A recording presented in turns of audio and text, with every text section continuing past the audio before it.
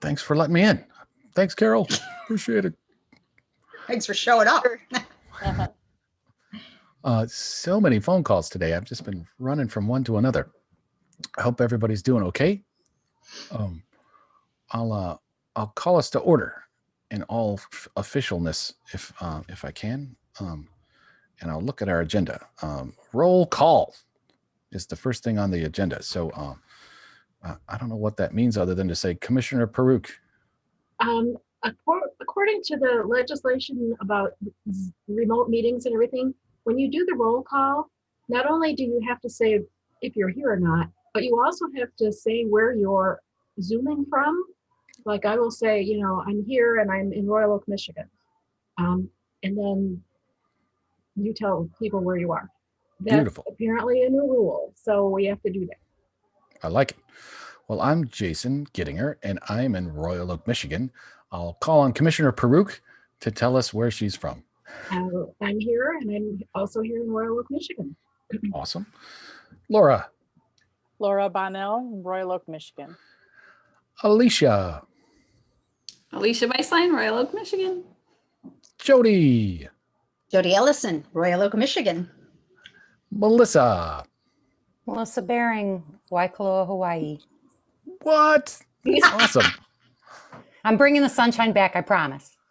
Please do. By the way, I felt like we were just on Mickey Mouse Club or something just now. Jason. Kidding. Super funny. Public comment. Do we have any public comment with us this evening? There's nobody in the attendees, so unless somebody had an email sent to them, I did not. But. Beautiful. Next order of business is approval of agenda. So I would entertain a motion to approve our agenda. I don't know if we have any amendments that need to be made, but Jody. I'll move to approve the agenda. So moved. Is there support? I'll take Alicia as our support for that. And now I got to do our roll call again. Do we have to do the Royal Oak bit on No. Just the first one. Okay. Just the first. Commissioner PeROK. Yes. Laura. Yes. Alicia. Yes. Jody. Yes. Melissa. Yes. So moved. Moving on to number 5, which is approval of our minutes from November and December. I would entertain a motion for that if we have one. Anybody? I would.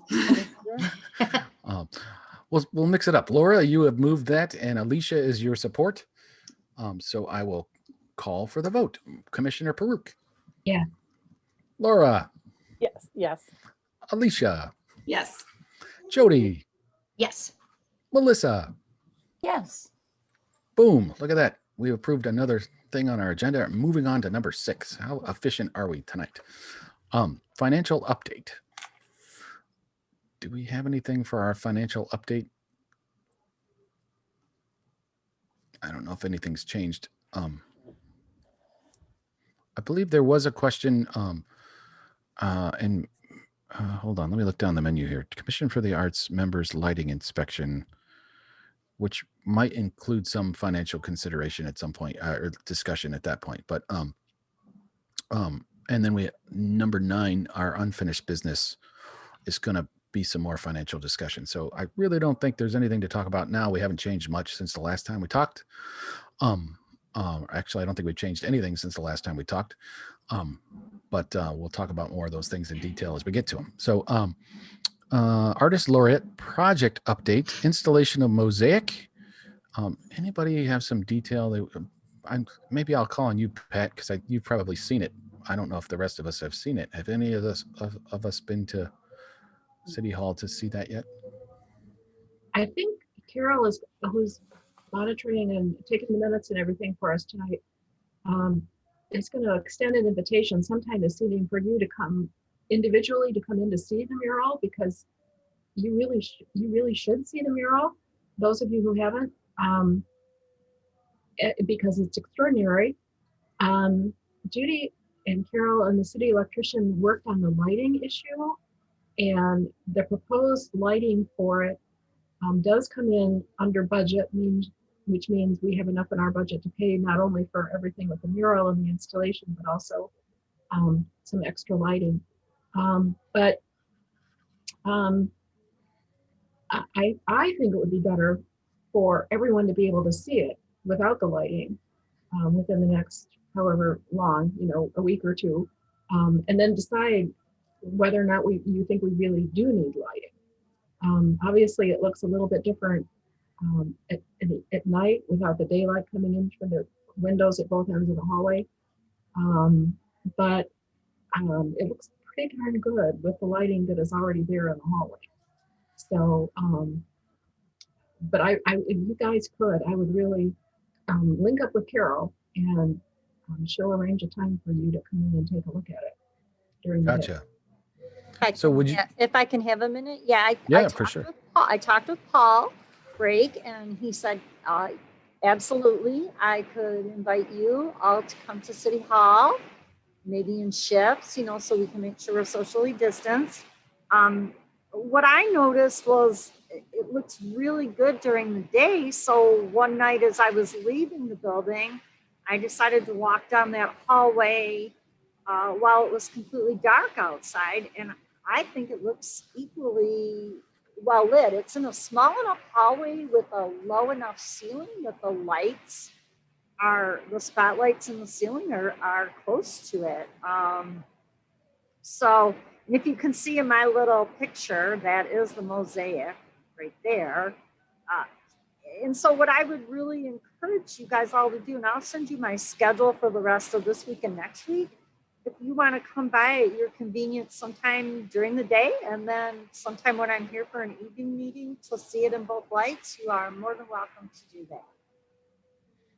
Hey, Melissa Carol, first. I'm sorry. Carol, I'm wondering what time of day you shot that photograph. Do you remember? That one Judy took, so that would have been during the day because she took it when we were having it installed when they finished. Great. You can see that actually has the frame all finished on it. And of course, while that picture is actually pretty good quality, I'm sure Pat will agree with me that it's nothing compared to what it looks like in person. Thank you. Really, really amazing. Yes, it's really extraordinary. Jody, you had a comment. Yeah, I had a comment, a question. Anybody who knows me knows that I'm not a huge fan of artificial lighting anyway. I love to see how art especially plays with natural lighting. But have we talked to the artists to see what their concept is and how they feel about it, lit or unlit? Not that I'm saying let's spend $7,500 if, they say please light it. But it's just one consideration is what's their concept of how it should look at all times. Yes, Pat. I had a conversation 2 or 3 weeks ago now with Judy Davids, who was there when it was being installed, as well as the artists were there, and they were having a conversation about the lighting. And if I'm recalling Judy's comments correctly, Lori, one of the artists, thinks that some artificial lighting might help make certain aspects of it pop more than the lighting that is there. She doesn't think that it's essential, but that it might, because it's a glossy surface, it might make certain aspects of it pop just a little bit more. But it's not essential.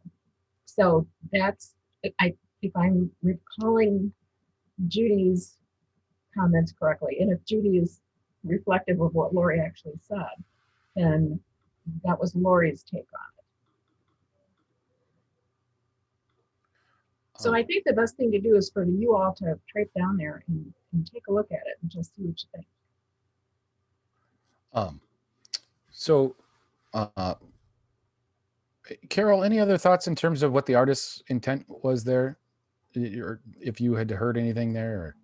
I had not. Let me see. I can text Judy and see what she recalls and just let you know when she responds. Cool. Awesome. Sorry, I was looking at some dates here for something else here further down the agenda. we'll wait for that response to make any more calls on that. So we'll table it for a second and come back if we get some more input. But my guess is we're going to end this call either way, going on a field trip in getting to see the creation in some capacity. And then I still think there should be some picture with all of us standing there for all of us. Not even for, that's not for me, but I think we should as a siller. I think the city proper, Commissioner Peruk and the other commissioners and the city staff should thank you guys for volunteering to even put this kind of effort together. Because I think celebrating the people that commit time to even just a meeting like this from Hawaii, you know what I'm saying, or from Royal Oak, is tremendously important in the times we're living in. It is the volunteers of these committees and other things that actually make the hard work of our community happen. So I want somebody to say thank you to you guys. Can I say one Yes. more thing? For Yes. Christmas, I got 2 really cool historical books about downtown Royal Oak from Jake as a gift that he bought at Francis Hardware. The photographs in those books are amazing. And it's so wonderful to look on the history of our city and all of the things that happened because of the community. I don't care if I'm in the picture, but I think it's really important for the historical aspect of the building of our city hall and installation of 2 of our local artists that are so important in our community. I think this is super, super cool. I mean, it's great. I don't care if I'm in the picture, but it's so great. Like those guys and this, it's especially because they compile those books and it's so cool. I totally agree. That's a great point to bring up.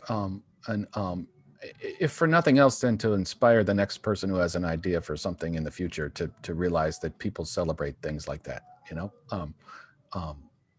I see you unmuted there, Carol. Did you have another thought?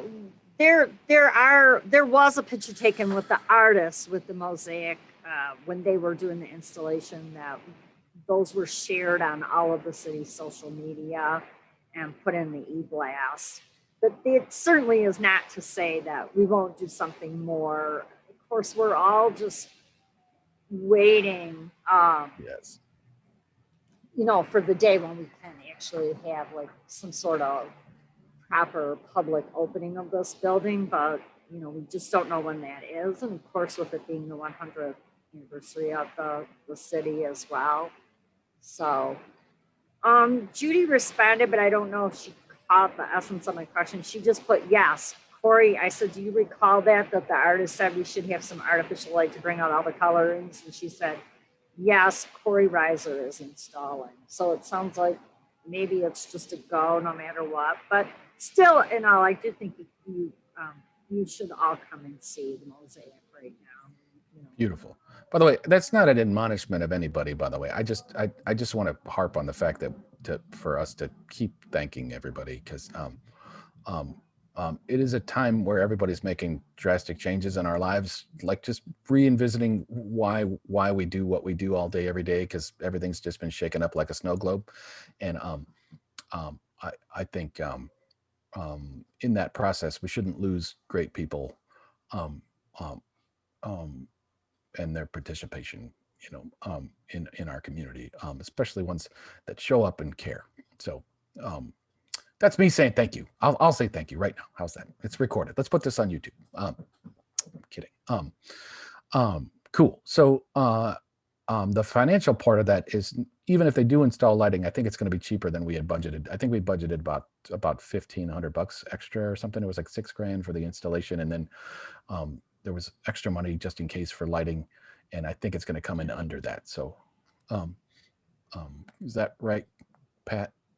Yes, yeah. According to Judy, the bids for the actual lights themselves came in under budget or under what we had set aside. And Corey Reiser, who's the city electrician, is going to do the installation. So we don't need to contract for extra installers and stuff. He can do it all by himself without having extra contract costs. So Perfect. We're good that way. So we'll have some extra money to do something else interesting, which is great. Let's Seeing no other comments, or unless there are any other comments, I'll move us forward. Subcommittee program reports, public art, art explored. Honestly, is it bad to move something in our agenda before we get to these reports? Because it might lend. Is that bad form to move something, to have a discussion about something further down the agenda and then bring it back up?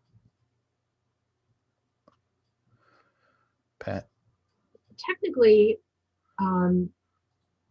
we probably should have done it. We should have done it. I can't talk tonight because I watched the memorial thing and I'm just kind of yicky.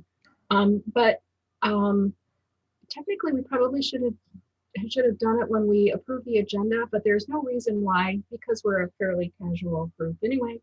We couldn't have a motion to move item D up into the agenda ahead of item. I don't have the agenda printed out in front of me. That's okay.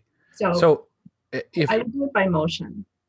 I would love to have a motion to move our unfinished business discussion of the Community Artist Grant Program before item 8, which is our subcommittee reports. Jody, I see that motion. Yeah, I'll move that. Melissa, I have second. support. Pat, your vote. Yeah. Laura, Yes. Alicia, Yes. Jody, Yes. Melissa. Yes. Awesome. So we've moved number 9 to number 8, and we'll and only to say we had input from the city attorney basically shooting down that idea. So so that changes the way we spend the next 6 months of our lives, because we need to spend 2020's budget in the next 6 months on programs and things. So Jason, can I interrupt for 1 second? indeed. Jody motioned, and who seconded that? Melissa. Thank you. Yep. So our idea for creating that grant program is not going to be a possibility. So I do see that Carol has an idea for us. So before we go any further, I'd love to hear your idea, Carol. So I just text Judy when I thought of this to ask her thoughts on it. And I know I saw in somewhere that you had an idea for doing artwork, which would mean, we can potentially use photography and other artists who create, tangible things.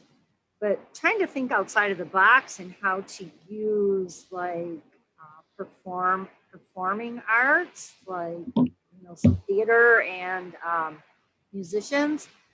I asked Judy what she thought about doing a virtual concert celebrating the 100 years of the city and having this group be in charge of that. And she thought it was a great idea. So maybe that is something you could spend some of your money on, because I know when they did the 75th anniversary, they did a really cool choir concert where they brought together all the church choirs, every denomination, and did a big concert. But we won't be able to do that in person or anything like that in person. So it might be really fun to have some Royal Oak, musicians and performing artists do songs and skits about Royal Oak or some of their best work or something like that. I'm just giving you the little idea, and I expect you guys can take it and run with it if you like it. Gotcha. Well, thank you, Carol. We appreciate that. In my mind, so we had envisioned this sort of grant program. In the advisement we got back was, I don't have the verbiage in front of me, but we can't. Go ahead, Pat. Let me read you the verbiage so that we don't misconstrue what Ann said.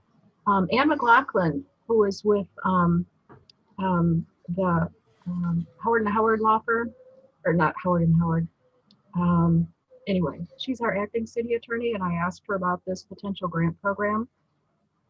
And she said that she's finally had a chance to look at it in more detail. This was last week. The Federal CARES Act, providing funds for relief when the pandemic, does allow for funds to be earmarked and used for this purpose, which is how certain cultural organizations and artists and other individuals were able to apply for grants, like the Royal Oak Symphony applied for a grant from Oakland County and got one, but it was through the CARES Act, which is a federal fund. However, our grant program that we proposed is just us giving our own city funds to affected local individuals, and she doesn't think that that's permissible. WROK funds are by ordinance established by the Commission public funds that are received by the city. So she said, unless the city is reserving a product or a service for which it is paying, public funds may not be used to provide grants to private individuals. The Home Rule Cities Act, which is the act under which we are all organized, permits the city to donate to public or private nonprofit institutions for civic, artistic, and cultural purposes. But there's not an analogous statute or charter provision or provision in the Home Rule Cities Act that permits donations to private individuals. So she's very sympathetic. She says it sounds like a wonderful program. Unfortunately, under state law, it's not something that we can do. But I think the interesting thing that she mentioned is that we can use it to buy services or products. So say, for example, I know that the interior walls of City Hall, and you will see this when you go in to look at that mural, are very gray. It's a neutral palette and it's designed that way, but it's very, very gray. It needs some color and it needs some additional art within the building. Employees have mentioned it, Judy Davids has mentioned it. So I don't think that there would be a prohibition on us actually commissioning artists to create artwork for City Hall if City Hall staff was interested in it and if they had some defined locations and parameters and so on.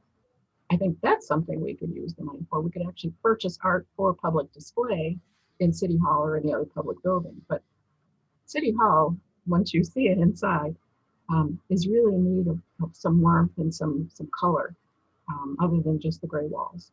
So, but that's Anne's take on this whole thing. She said, I had some better news for you, but she said, unfortunately, we just can't give the grants like the federal government can. So my hope from the inception of the idea was actually exactly what she said. Like somebody has an idea for a project in their neighborhood or a concert in their neighborhood or something like that, and we would be paying for an artistic service versus just handing somebody money not to do anything, if that makes sense. It would be fantastic if we just hand artists money, but my thought from the beginning, or at least the way it was in my mind, was what she expressed. Did anybody else think otherwise? I think, as I recall our discussion, we were all talking about having them create something for public benefit in exchange for the grant. That's definitely there. The question is how broadly we have to define that public that is receiving the concert or whatever. I think we might be able to promote a concert that is open to the entire city and use money that way. I don't know that we necessarily could fund a concert that was just geared toward a specific neighborhood. I think it would have to be broader than that, so that it would be open to the entire community. So that might limit, what we can do. Like as I even noodle on this even more, like they do RFPs for regular city projects, like requests for proposals, right? So a normal, even the procurement of an office chair probably has an RFP that you have to go through to do such things, right? So even our Art Explored program, we put out a call for artists to submit proposals or pieces of artwork to be a part of the program, and then we give them an honorarium for their art in that endeavor.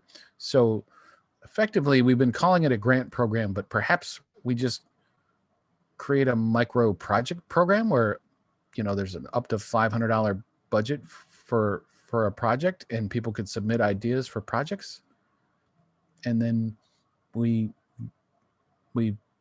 give honorariums for all these great art projects that we could have never dreamed up ourselves in our community. that might be one way to handle it. Does that seem out of line, Pat? I mean, the other thought is there are other projects. I mean, our normal stuff that we do, which we'll get to in a second, we might need to get them back off the ground again. But then there's the administration of that and our lack of help currently. We don't have a James again. As I look at our subcommittee reports, we're going to talk about this. The Art Explored program didn't happen without James's help, right? Him organizing us and managing that, right? Artist Laureate program, in some ways, I think we could get that to happen again, but we still need that city administration to help us with that one. The public piano one, I could probably pull off without too much help, although there were a couple of hurdles citywide that were helpful, and James would help with the DPS truck and him and I running around downtown picking locations and such. Sharing the warmth, I think we proved can happen on its own. Summer concert series was James and I standing in the street every Thursday for 6 or 7 hours to pull that off. So do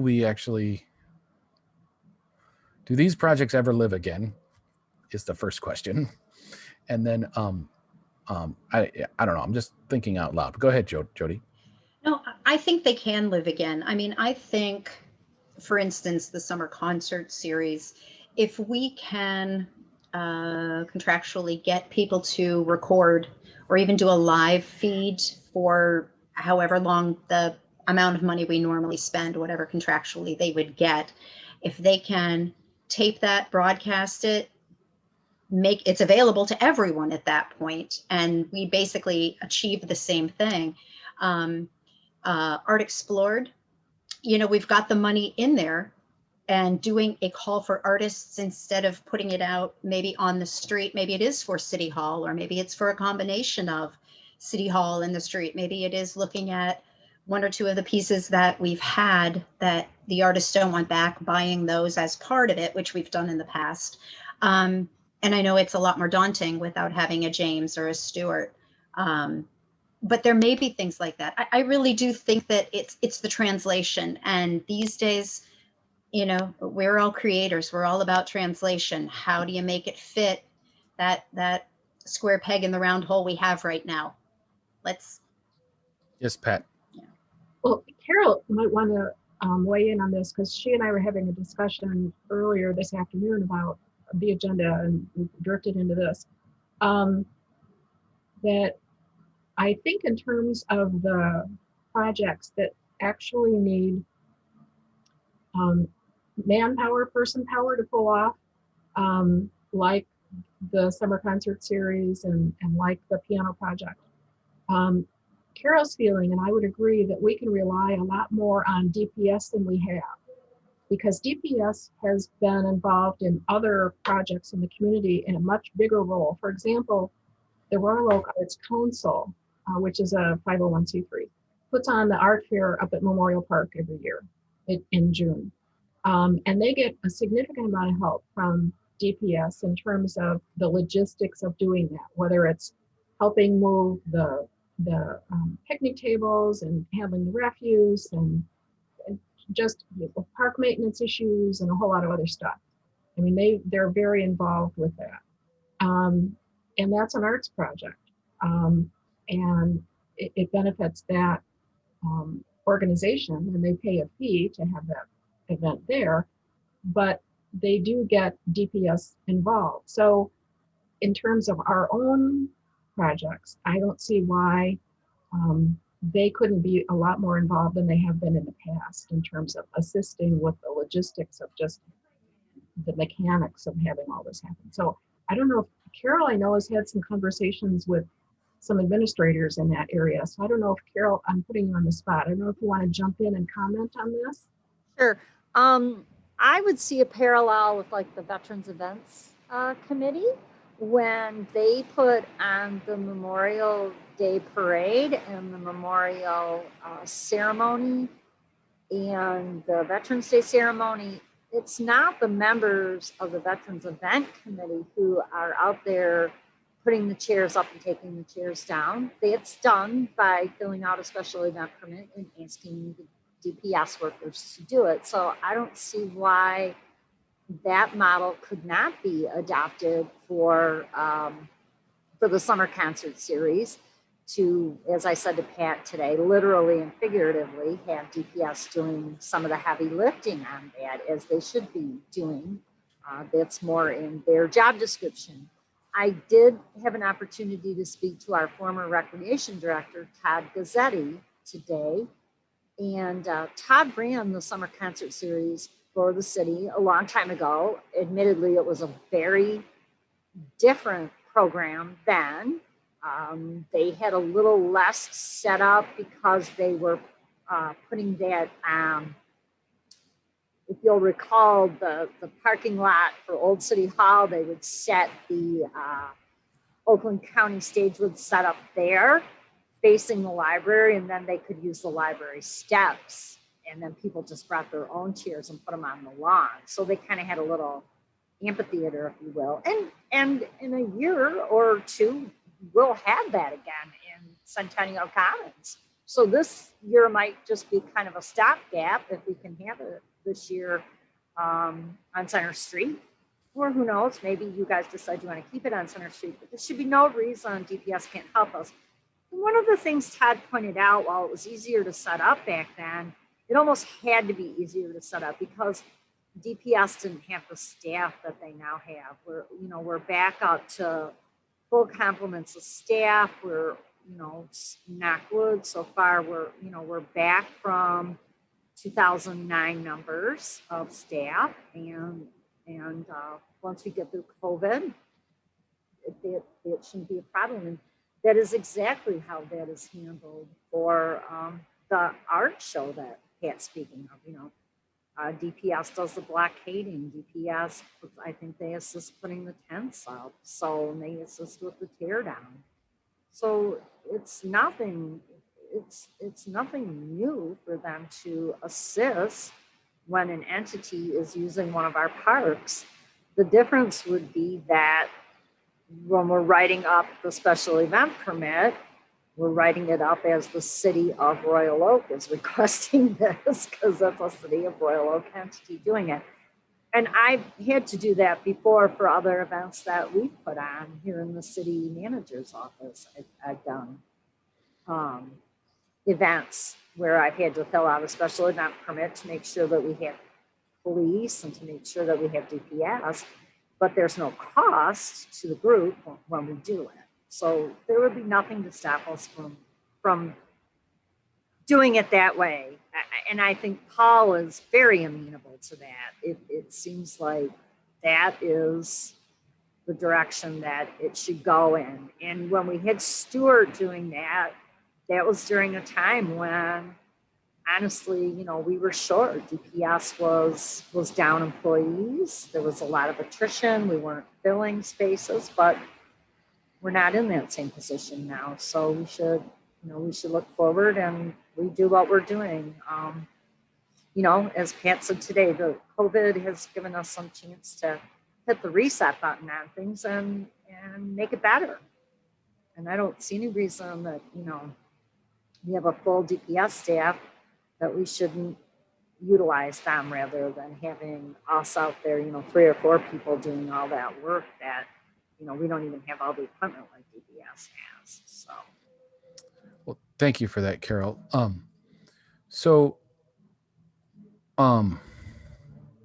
me think about this for 1 second. I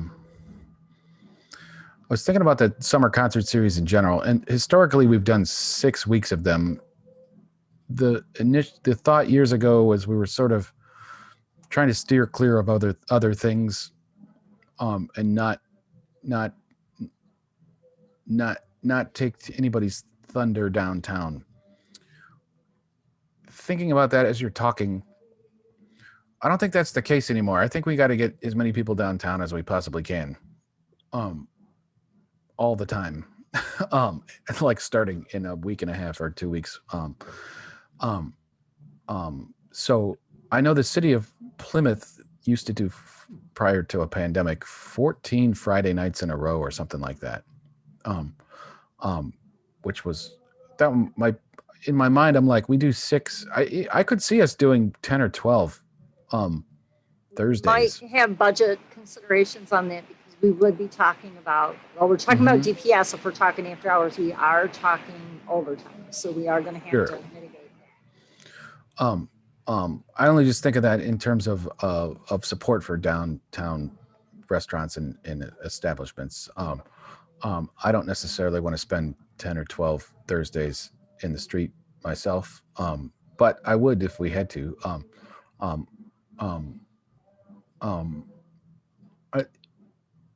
I just float that out because we could spend last year's budget on summer concerts to double up this summer and then figure out the budget for subsequent years afterwards, if that was the case. And honestly, we in the past had gotten those paid for by the DDA to begin with, which is not part of our normal budget. So just a thought. But I would leave that to you guys to say, hey, that would be a great idea.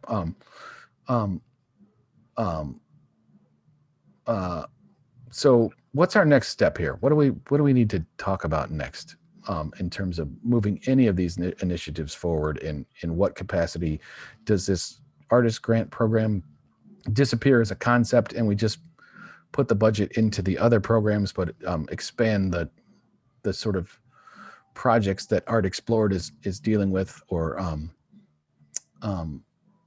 summer concerts are dealing with?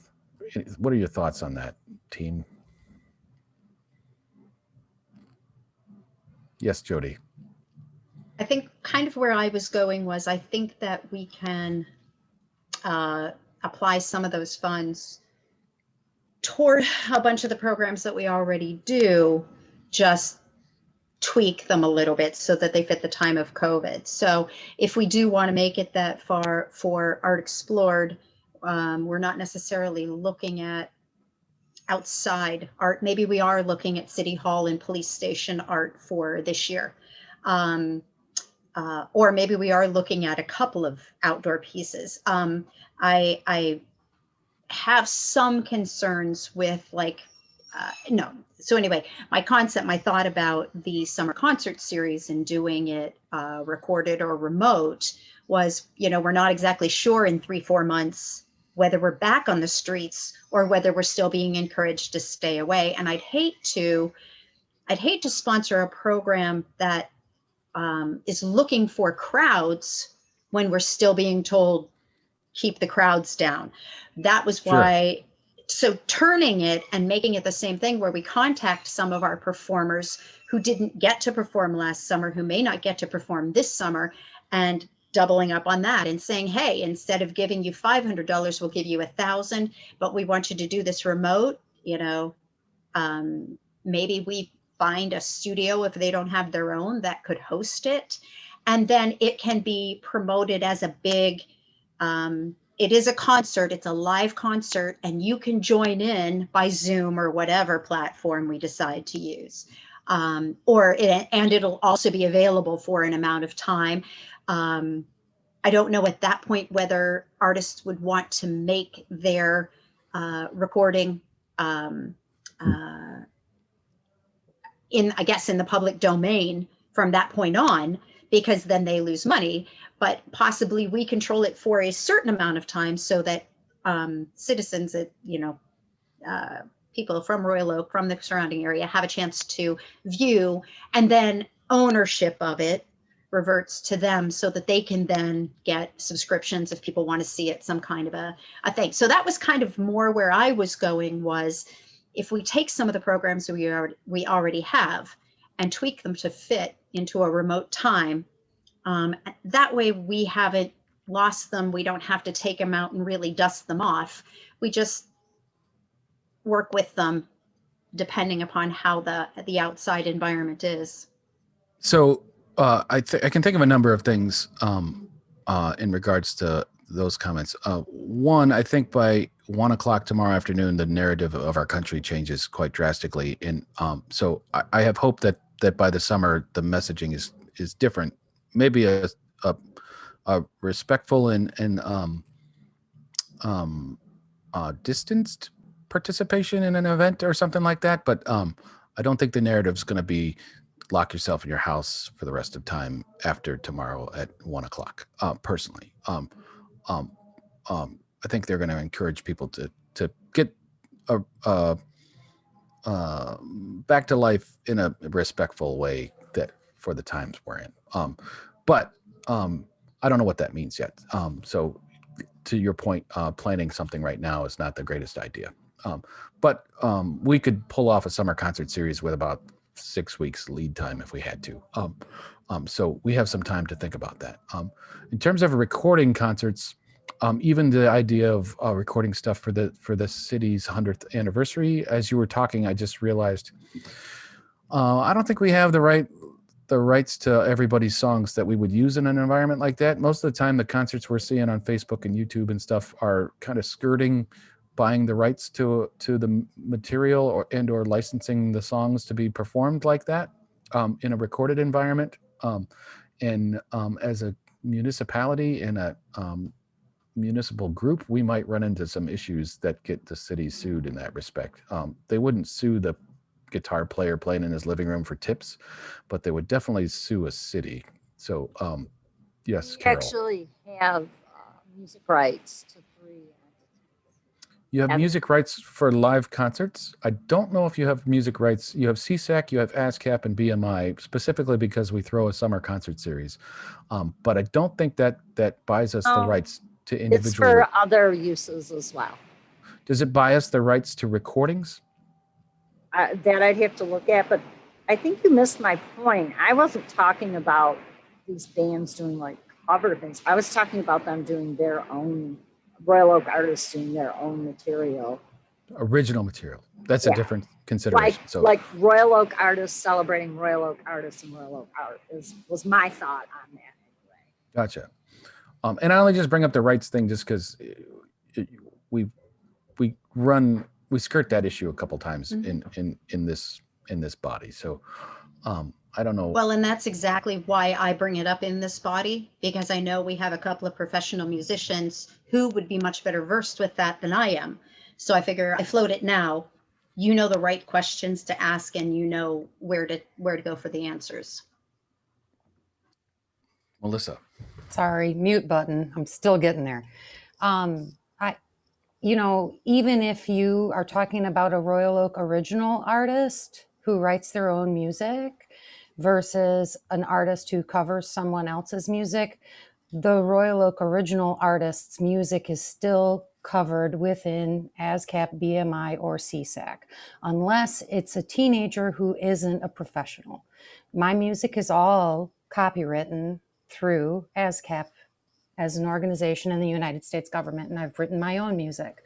So I'm sure Jason's is too. So either way, we still are in a situation where those artists, however, as an artist, I would be happy to give you the rights to, I've got you covered to use for our city indefinitely, but it would be each person then as an artist having to make that arrangement with the city. But one thing to note is our summer concert series historically are all on YouTube because our city tapes them and they're out there. So one thing I was also thinking about listening to Jody and Jason talk is I was thinking, can we ask the artists to be willing to provide either a virtual experience or a live experience depending upon what happens in the next 6 months? Because that's what I did last summer with most of my libraries. My experience was originally contracted as an in-person experience, and we left it up until 2 to 3 weeks before each performance because it was so touch and go. So I don't know, food for thought on that. The WROK thing has always been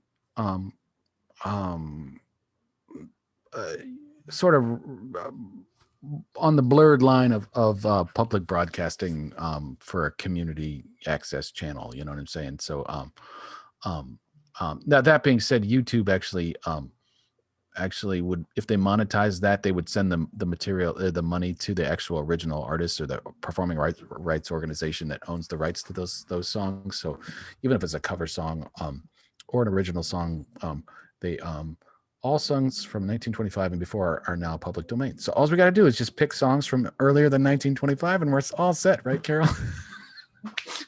It's all 100th good. anniversary. We just go back from 1921, backward. Hello, my baby. Hello, my honey.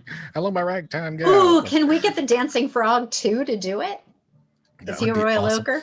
I love it. I love that.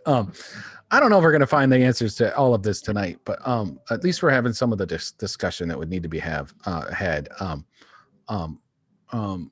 And it bums me out to think we wouldn't have a summer concert series again this year. But it makes me want to wilt and hit end meeting and and walk away from. And that's why you bike. That's why you bike. I would have. I didn't get to ride today when it was dry, and I think it's snowing right now. Oh, Yeah, it is. It is. dang it. But my wife just texted me and said she got a salad and soup for me, so I'm excited. So I can eat calories and not burn them off today.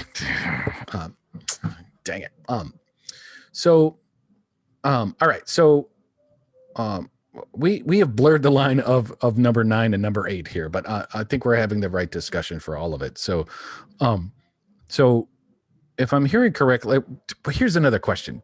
What are people's thoughts on a public piano project in a pandemic? Gut reaction from the peanut gallery.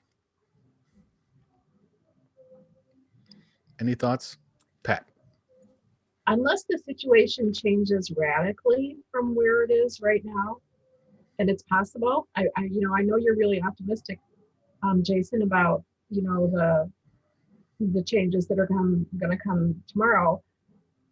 But I was just looking at the Michigan Department of Health projected timeline for getting everybody vaccinated, and it stretches into October for those who are younger.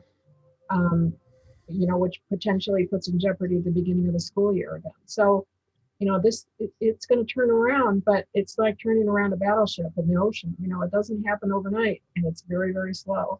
We have that death rate is still pretty serious, and the infection rate is still pretty serious, and that's not going to drop overnight. So, if things look significantly different, say in April, we might be able to plan for it, but Gotcha. I wouldn't hold your breath. And if the restrictions are still, don't gather and don't hang around a piano, and and we don't want a whole lot of crowds downtown or any place yet, then we might have to just forego it again this year. Gotcha. Laura, you had thoughts? Yeah, I was just gonna kind of say this, the same thing or similar, but I did have a thought, like if we can't do that, could we ask people perform where the pianos used to be, or just, by themselves, like, Right. and make it about the pandemic and still having the joy that we have in Royal Oak. No, the pianos can't be here, but remember when it was next to Holiday Market and everybody was playing, like, go sing there, go make someone smile with your mask on or whatever, Almost like a chalk outline of a piano on the street. Right. There you go. Oh my gosh. You know better than to put ideas like that in my head. Come on. It's like There used to be chalk pianos on the outline street. art is hilarious. Actually, we could find a way to really make that count. That is funny. I think it's really a funny idea. Or maybe Yeah. Denise could knit a piano. Or a whole bunch that we just little ones. It could be a fundraiser. That's what she gets for not being here today. She's got to That's knit us right. all a piano. That's a good project. I move that Denise has to knit us all pianos. There we go. I met a lady yesterday. She lives on 9th Street, a couple blocks from the building here, and she wants to take guitar lessons or something, or piano lessons. It was, and she was mentioning some other hobbies to me, and she's like, I really like to knit. And I was like, have you heard of our Sharing the Warmth project? You need to be knitting for this. And like, I was trying to recruit her for you guys. Oh, it's super funny. Man, so I only bring it up just so we have a discussion about it. Thank you, Pat, for that, and reining me back in. I honestly don't pay attention to too many numbers anymore, or news or anything. I see some Facebook posts once in a while, and I pay zero attention to much of anything because it's just been so depressing most days. So, luckily Melissa's on our team and she's in Hawaii. But there are other members of our team who are musicians and artists that are not doing great mentally. You know what I'm saying? This not good for anybody that this is a part of your career, you know. So um um so talking about summer concerts and pianos just bums me out, so my apologies for my tears. Yes, Jody. So, quick question. How long does it take if we do decide to do the piano project? I mean, we've got the pianos, right? We've got potentially some of the paint. I have paint. I mean, I cleaned the building all weekend, so still Mhm. have some paint. But paint takes an hour trip to Home Depot Right, right. to buy some paint. And pianos, I'm sure the moving company would have some sitting around, and we have 3 sitting in Eagle Plaza that have already been painted from past years that were still good enough to keep. Just so you know, Carol, there's 3 pianos sitting in Eagle Plaza. If anybody needs to know. Um, I don't know. I haven't seen them in months. I don't know if sometimes there's some water leaks over there too. They might have gotten wet or something by this point, but I don't know if anybody's been over there since we stopped doing the summer concerts a year and a half ago. But so it wouldn't be tough. It would. We could find pianos in a couple of days of scouring Yeah. Craigslist.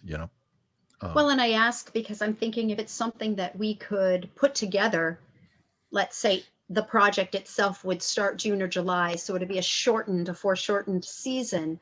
But I think people are going to be so excited to be able to do things that if that's the case, I think your call for artists, people would be flocking to do it.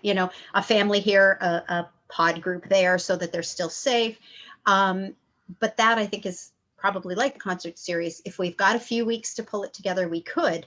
I don't think we take anything off the table. I think we keep it all there so that when the world opens back up to whatever extent it's going to open up, we're ready to jump right back in and do things to encourage people to celebrate and to, reclaim some of that joy. It's tough. It's tough, but we also have to be willing to say, we're being cautiously optimistic, but we're not planning anything until we know, because it's the responsible thing to do. Um, And off I the go. there was some requests from DDA folks that in funding some of the public piano project stuff, that, hey, wouldn't it be great if we did the actual paint day here in downtown sometime? And we'd always done it at the warehouse for the moving company out in Walled Lake, because they had all the pianos and they moved them for us. It's a little difficult to do that, but now that I have a big trailer, it wouldn't be that tough an ask to bring the pianos here and do it somewhere here. And then there is the distinct possibility in the next month or two here that we have a second building downtown here for the school. Melissa doesn't even know this yet. Um, but there, I have an agreement to purchase a warehouse a couple blocks from here by the railroad tracks.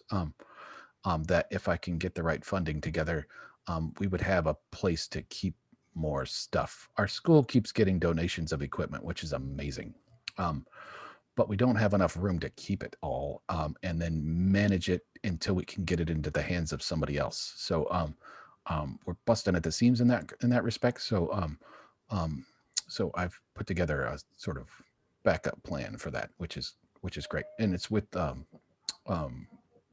that would just expand our ability to do more cool stuff here. So in the community. So we could possibly paint them a couple blocks from downtown and be really close by. So um, um, um, all right. So I don't know if we've come to any conclusions tonight other than to say that the way we were thinking of the grant program wasn't going to work, but expanding upon our programs could work. So I'll skip. I'll move back to the subcommittee program reports, just so that we can talk about each of these and how they might play out should we re-envision some things. So Art Explored generally or historically has been either 2D or 3D sculptures and artwork on the streets for people to enjoy for a period of time. I believe it's a year contract with the artist. They get a stipend of $600 is the way it was historically. Some things like the whales get donated and they're still around, right? So if we were to try to re-envision that now, what could we do to re-envision that program for this year before we run out of this year's budget, or before we lose this year's budget? Thoughts? Are we talking the same amount generally that we normally would spend on an Art Explored, or fluctuates oh, because of the extra money? So the concept of buying artwork for City Hall was floated by Commissioner Peruk Right. as a potential use of funds.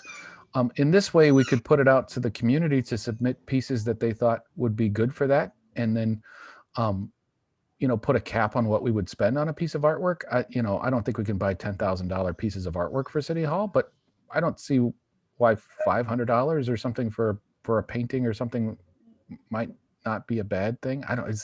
Maybe I'm being incredibly cheap in that. Alicia, maybe you have more thoughts on that. I don't know what a painting should cost. I think maybe you do $1,000 or $2,000 if you really want something nice. Gotcha. So What in that, about, I just go ahead. had this thought, sorry, I had to say it before I forgot.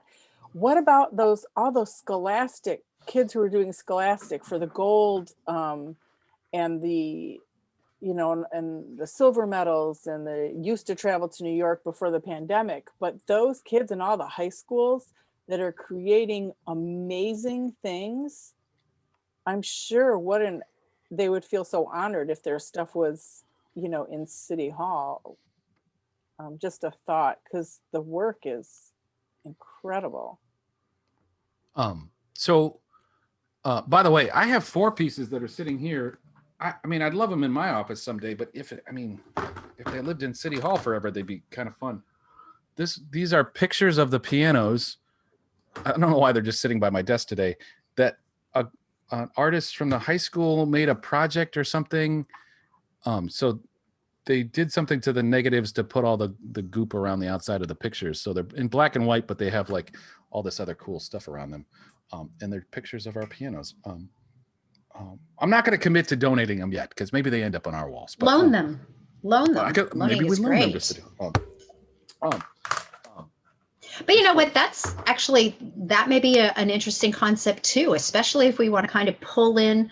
I don't know the specifics of the Scholastic program, but if we want to maybe borrow or put them on display, some of these things, and give them a stipend for letting us use and display their artwork, which is not a grant, but it is paying them for their artwork that we then it's commissioning it, and then we get to display it for a length of time, and then they can have it back or donate it. So Pat, think about this idea for a second. How about we ask city staff to identify locations in City Hall that might be good locations to put artwork, and then we put together some sort of plan to either purchase or put together a rotating sort of exhibition loan agreement that and I don't know if it's, maybe it's a longer period of time in this endeavor than the street ones. Maybe it's 5 years that somebody puts a piece of artwork in City Hall, and then this is the 100th year of the city, so every 5 years the city has to revisit the artwork in City Hall to keep City Hall fresh. You know what I'm saying? And then it doesn't sit stagnant for 50 years, and you have this painting from something 50. That doesn't really speak to our current times, and it makes we sort of invest in either some lighting, or maybe we have to be the ones that fund a little bit, like some frame that just, there's a frame on the wall and we put something, I don't know, like what is that? How's that concept sit with everybody? I think it's a good concept, and I think it Judy Davids is another one who's very convinced that Royal Oak City Hall could use some artwork, whether it's in the general lobby area, which you'll see as you go in, or whether it's throughout the employee areas or whatever. It just needs a lot of brightening up in a lot of different locations. So your suggestion of having the staff identify specific locations, I think, is essential, because it's not as much wide open space as you would think. Just as you would hope that there would be a wide open space, for example, in the lobby, but I was there today briefly and I looked at it, and it's chopped up between doors to the hallway, doors to the stairs, and then there's light switches, and so there's not these big open spaces that you would hope to have there. But that can be worked around. But that also means that there's going to be some size limitations on the types of art that we're looking for. So if the staff can identify those, that would be great. Yep. And then it's either, it becomes city property or whether it's loaned. I think we can handle that just like we handle it in the Art Explore program. We handle things like that the same way. At least Rotating them 5 years maybe is a little too long. Maybe it's more like 2 or 3 years. Yeah. Because the cultural changes that quickly these days. What your thoughts, Alicia? I saw you unmute for a second. Did you have thoughts? Okay. I mean, I might have just, but I think sounds great. I think I do agree with like maybe 2 or 3 years, 3 years. Awesome. Jody, other thoughts? Yeah, so I was thinking a couple of things. I think if we find some pieces that we really love, it could be the 5-year, and some pieces that we love less, maybe 2. If we're talking about maybe some student pieces and we're talking only a $500 or a $250, 6 months, and then they get them back, and then we rotate in new student work, because I love the idea of having student work and being very dynamic. So it's like, well, this kid right now has graduated, so let's move in somebody who's still there. So maybe it's a graduated thing. I also wonder, is there room in the lobby if we wanted to bring in a sculpture? So if we found a larger piece that we wanted to have? I mean, I've only been in there once, and if the city would be amenable to it, I think why not have an interesting piece of sculpture in there that rotates out every couple or 3 years? I think Kyle Dubak would love it to be the guy doing a handstand. Oh God, can we get over the guy? He's wonderful, but there are so many other pieces. I'm kidding. I know. His favorite. That's going in front of his.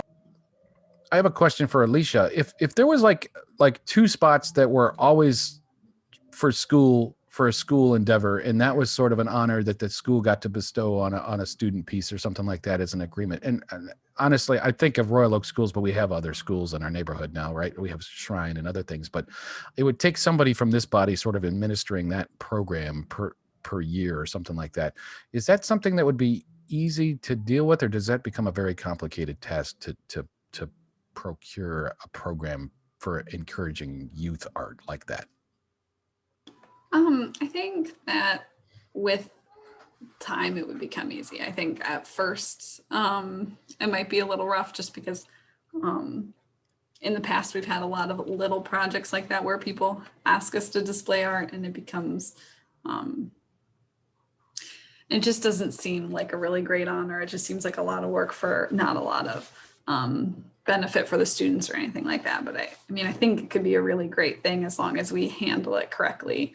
And what would make both sides of that? So there's this body, but then in that but there's a transaction there, an honorarium for the student artist, but then there's the heavy lift of the teacher and or the art supplies they use to do that. What would a teacher or a school district want? What would make it beneficial for them to participate in something like that? I mean, as an art teacher, I just love the idea that our students are going to get to see their work in the public. I mean, that's huge. I know that's not necessarily the way all art educators feel, and it might take a little more to get people involved without sounding like. No, it's hard to like. I mean, maybe there's a small stipend that goes. The winning school also gets, $50 for supplies or something small. Or even just for like matting the student artwork, because a lot of times if a student can't afford that, the teacher buys that kind of stuff out of their budget or out of their own pocket, And so by the way, something like that. And I'm not trying to complicate this effort yet. The first step is going to be identifying some locations in, I would say, the new public buildings, correct? City Hall and police station. Pat, does that seem like the places we would? The ones that need it. And then, so that's the first step. So, but these other things are me taking it 7 steps deeper, right? Because if there's 7 locations and 2 of them can be for youth artwork, and that establishes a relationship to encourage young people to be a part of that process and have a great relationship with the school district that isn't the city manager and the city superintendent yelling at each other about the easement on some, public works project somewhere, which has historically been some of the meetings that I've heard about over the years or been a part of. It would create some great thing for everybody to celebrate. I could see that being a net benefit for us doing our job to encourage and support arts and culture in Royal Oak. But I think what I'm hearing is a consensus of people that think that this could be a good way for Art Explored to sort of utilize some funds this year. Um, um, Identifying some things in City Hall. We've explored art outside for a number of years now, during this COVID time, since we're all sort of inside. By the way, I'm writing the press release out loud as I'm talking here. This is a great way for us to improve a new city building, celebrate our 100 years, and create a program that could last for rotating art in our community and sort of reflecting us as a community on the insides of our city's civic structures, right? So, do we need any kind of motion to deal with that, or could Art Explored Committee deal with that? And who would that be, and who would be what would be the next step? I think Art Explored, unless we've got specific verbiage in there that says it has to be for certain locations, I think it's just around the city. So Art Explored should be able to cover that, I would think, but I don't know who's on the Art Explored Committee. I don't think it's me. I don't think I am. I don't know if we know anymore, but and I don't think it matters until we could get some response back next month, probably from city staff. Carol, does that seem like a heavy lift for you guys to try to ask staff to identify some locations? No, I mean, I can go through and tell you a bunch of locations off the top of my head. Some I walk by every day and go, oh my God, that needs a piece of glass with like sharp piece of, glass. That needs some pictures. Pretty easy. And then different kind of art, I think, would be amazing. Some textiles and some glass, some sculpture. We did find out we're getting 3 original Orson Star bells, and I just purchased a pedestal to display those. And so we are going to have some displays in the lobby, some rotating displays too. Judy's going to start working on this centennial one. So student artwork would be amazing. Community artwork displays would be pretty awesome. So yeah, there's definitely a lot of places. And Pat's right. There are some difficulties finding big wall space on the first floor, which is more public. But there are,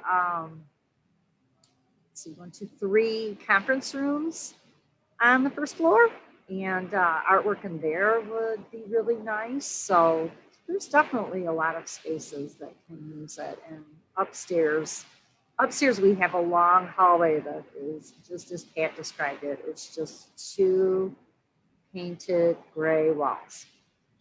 That's so it. Would it be too much of a heavy lift? So knowing that we might come to see that mosaic in those sort of socially distanced walkthroughs, maybe we make that part of the trip, just so that we see different locations, take pictures, and then kind of report back as a team, everybody what they saw, and look at those locations, and then try to determine the next step. Would that be the next step, Pat, you think? Yeah, I think that's a great idea. That gets us in City Hall, walking around, seeing some cool things, and determining how we might be able to help in that way. I don't think there's any action to do there yet. I think it's research is the next step, right? So that's a good plan. All right, I'm going to move us to Artist Laureate Program. So we've just finished our first one, and it effectively took 2 years. But there should be, so we spent 2020's budget. 2019 was the first year of the Artist Laureate Program, and Marcia and Lori were the first recipients of the first one, and then effectively we've spent 2020's budget finishing that one. Is that right, Pat? Yeah, essentially it was a 2-year program. Gotcha. But initially we had thought it was going to be $5,000 a year for an Artist Laureate per year, but we haven't determined what the next one's going to be yet. Do we try to do that yet? Is the next question for that program. And Carol, thank you for sticking with us so late. I'm sorry that we're taking so long here.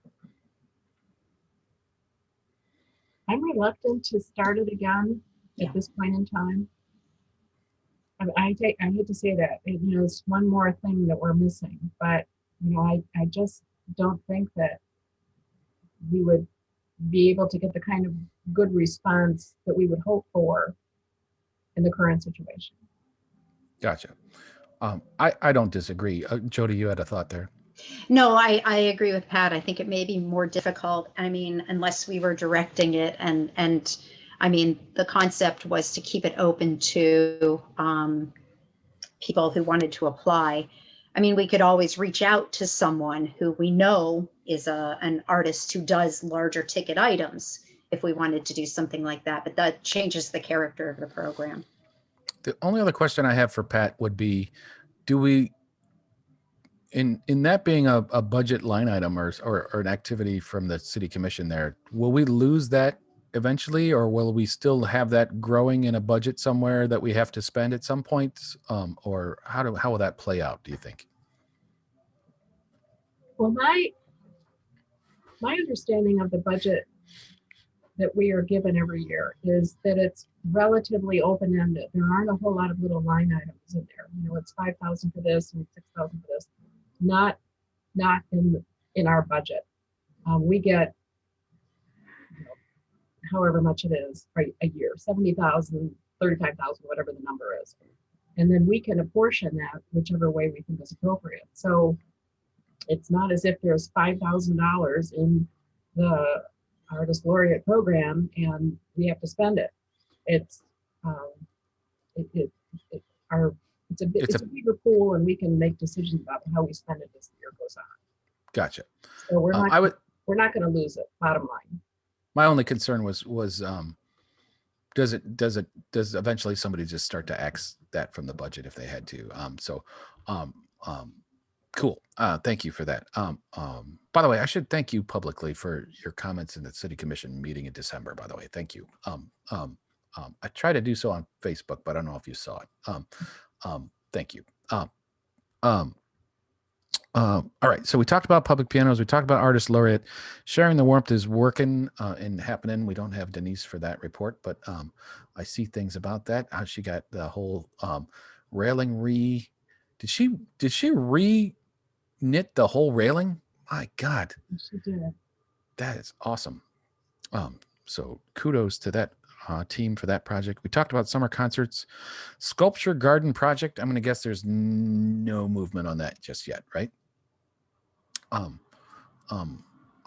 remember Rick mentioning something about, for some reason, I saw something about a $30,000 piece of artwork he'd like to donate to that. Was that part of that? Am I remembering that correctly, Pat? Maybe. My It's all a recollection blur. of that whole thing is pretty fuzzy. Okay. I don't remember a big donation like that at all. I don't know if everybody saw that. It didn't happen in a meeting. It was a couple of emails exchanged that I think I tried to get Paul involved in, but I don't think Paul saw those. He had just started. So I think it's gotten lost to history for a minute here until we can get that back off the ground. But we will return to that when we can get back to that one. Unless there's any other comments about that one. Finance and community engagement. Oh, Jody.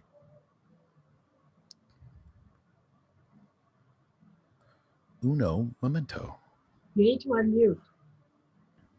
Yeah, I had to get back there because I was reading on my email, so I had to go and change screens. Okay, so there was an email from, now I can't find the date, but I'll find this. From you, there is an artist interested in committing $30,000 as a matching grant towards a Macaca grant application for the sculpture park. So I'm thinking that may be what it was, that Rick was interested in either himself donating that, or he had people who were willing to. Gotcha. Looks like from September or October. Yeah. I'll re-forward this to you. Yeah. No, that's fine. You don't have to. That's fine. Okay. I just remembered the $30,000 thing somewhere. Yeah. So I don't know if that ship has sailed. my only thought in even forwarding that to anybody was just like, I think this is a great opportunity that we're all going to miss, but it may still happen at some point, and we can revisit that someday. But I don't think we have it in us to worry about a sculpture garden park just yet. Although I did have a conversation the other week with the director, who would be in charge of the Parks and Rec, like Insight magazine and that department. Aaron, does that sound familiar?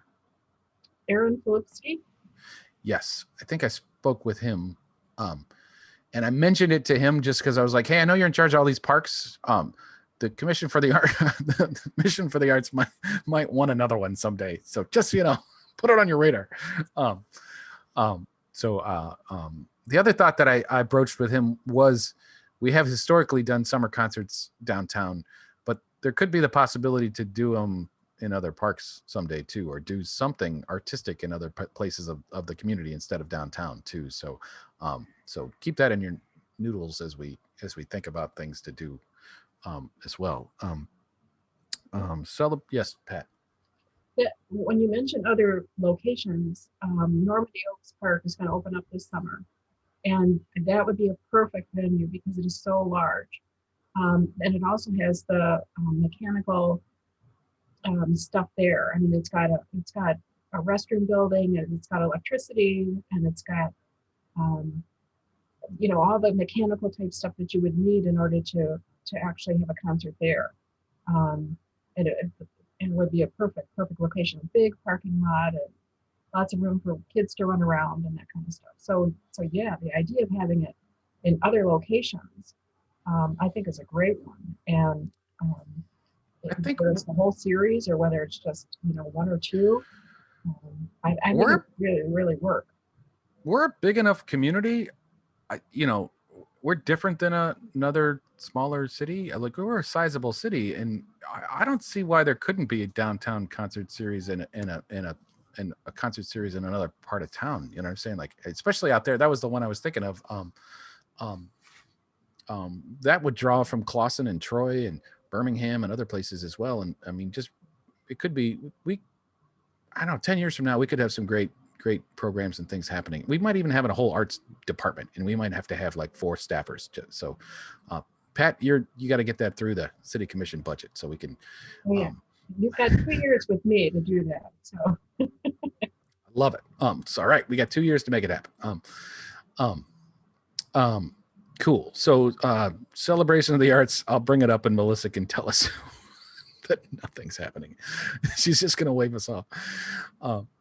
She's like, there's an ocean breeze right here. I don't need to talk about that.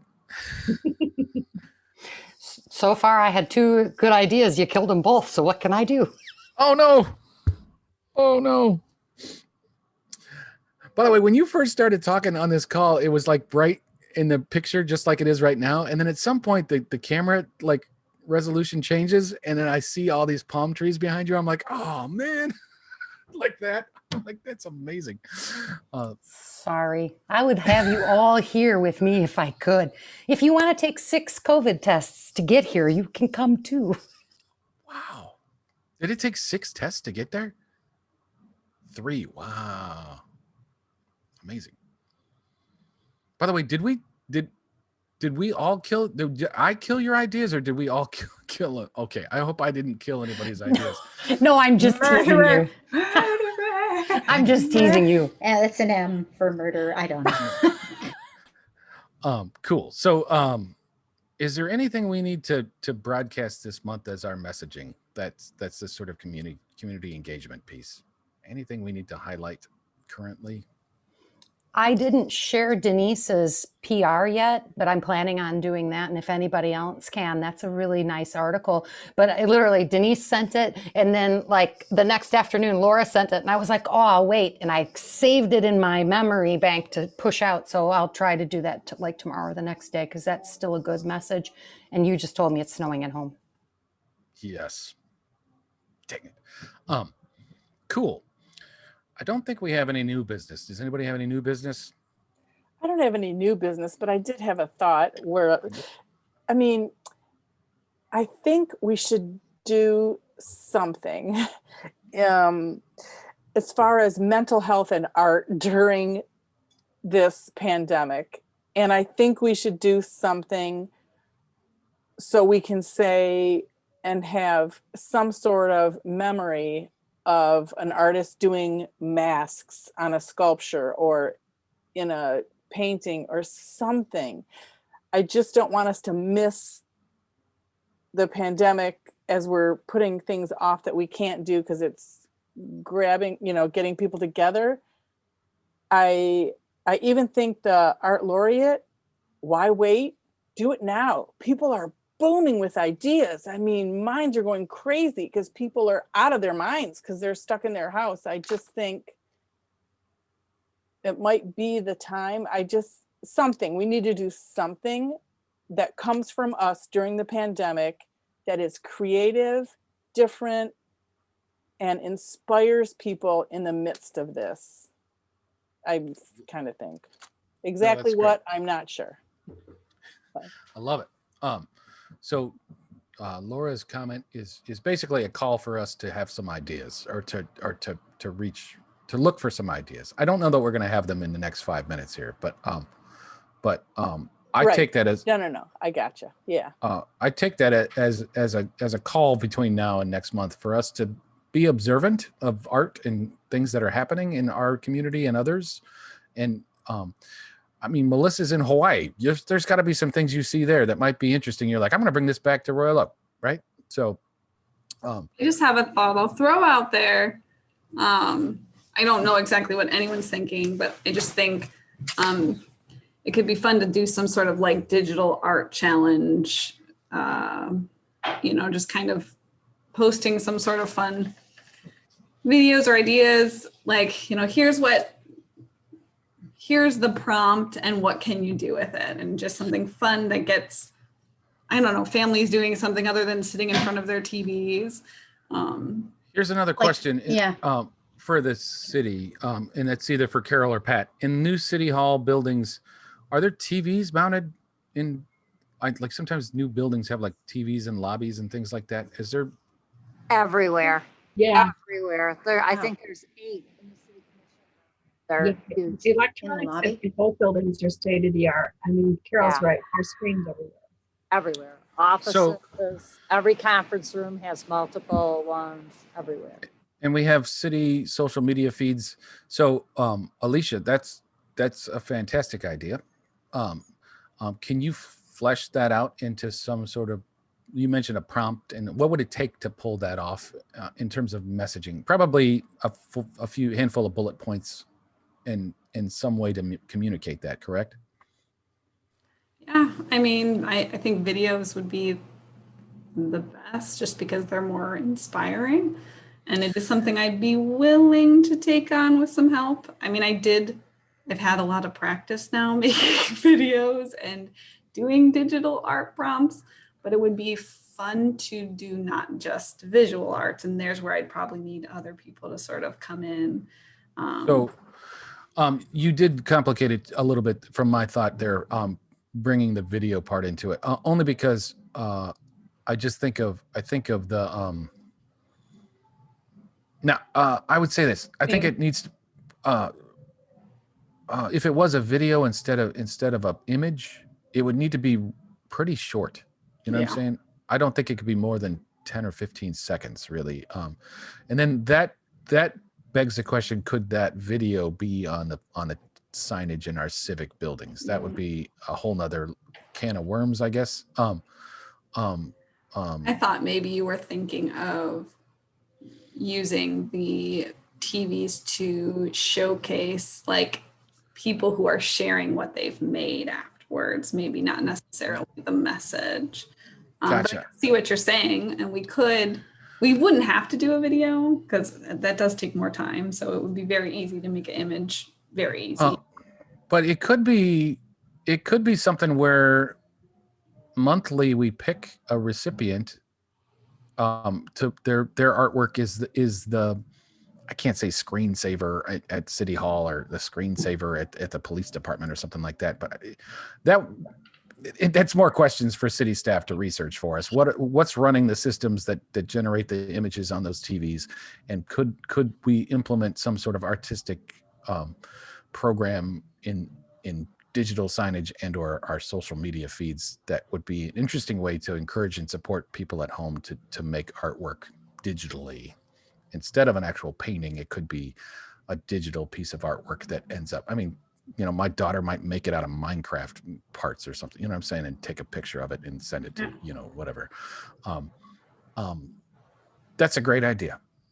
Look at that. We're at the end of the meeting and Alicia just whips out like a great new program. So all of that to say, the biggest takeaways from tonight seem to be stuff that Carol can help us with. Carol, are you okay with those two questions? One of locations in City Hall, us coming to visit, and then the concept of potentially having a program encouraging digital artwork and then somehow implementing that into our digital systems in the new buildings. Yes, I have my to-do list. Okay. 1, 2. Sorry for all the. No, that's all right. I'm just making sure I have it. I mean, well, I knew about the two of them, obviously. But Yep. we are doing some digital artwork, so I can. I'll speak with Richard to see what he knows. Our IT department is pretty bogged down right now when the police move, so it might be closer. Yep. I might not have. No worries. We're in a pandemic. We got plenty of time. It's all thank you, Carol, for the support on that. But there we go. That might be a great way for that to come to fruition there, Alicia. And that gives kids in hybrid learning modes something to do in between classes. By the way, I saw that today and I was like I got the high school one. And it's basically now we have to, instead of the kids doing all their stuff at home, I have to drive them to school at 8:30 and then pick them up at 12:30. Like I go right back. So now it just complicates everybody's lives even more. I'm like, oh my, I don't even know. Aren't you so glad they're going back as opposed to. But are they? I'm not opening that can. Nope. Yeah. Nope. Muting. This is the most, by the way, this is the most public I'll ever be about that. I'm not going to make tomes on Facebook about it or write anything down. I'm just trying to commiserate with my friends on a recorded Commission for the Arts meeting. I'll probably never speak of it again other than my wife after this call. Is that actually yet? Has they decided on that platform yet, or that schedule yet? So it's basically you would go to school 2 days a week and basically only for 4 hours, effectively at the high school level. It was the only one I read. I haven't seen a middle school one yet, but I don't know what the elementary schools are doing there, Alicia, but it's got to be somewhat as doing like switching days. So like Monday, Wednesday kids, Tuesday, Thursday kids, and then Friday will be remote, fully remote. I feel like you have to have, just even looking at the calendar for that, I feel like you have to have a master's in like public school education to even read the thing and understand at what time of day I'm supposed to get up and get them there. Very challenging time we're living in. I didn't mean to get off on that tangent, but it is 9:03 and we have kept Carol beyond our allotted time with her. And I know you said 11:30 is not unusual, but we don't want to keep you that long, Carol, because we're your favorite committee. We're not those other ones. So we're at the end of our agenda. I would entertain a motion to adjourn. Jody is a motion seconded by Pat. And then I need to call for a vote. I'm going to go backwards this time. Melissa. Yes. Awesome. Jody. Yes. Alicia. Yes. Laura. Yes. Pat. Yeah. And Carol. No, you can vote if you want, Carol. Oh, we love you, Carol. Thank you for being a part of our meeting tonight. Yay. And we really appreciate all your hard work for the Commission for the Arts and for our community. So thanks, everybody. Pleasure. Thank you. Thanks, everybody. Thanks, Carol. Carol, we'll look for an email from you for each of us to come and visit and look around. And we appreciate all that coordination. Thank you. Yeah, for sure. It's fun to show the building off. All right, everybody. I will see you guys soon. All right. Everyone. Seeing you guys. See you. Thank you. Bye. Bye.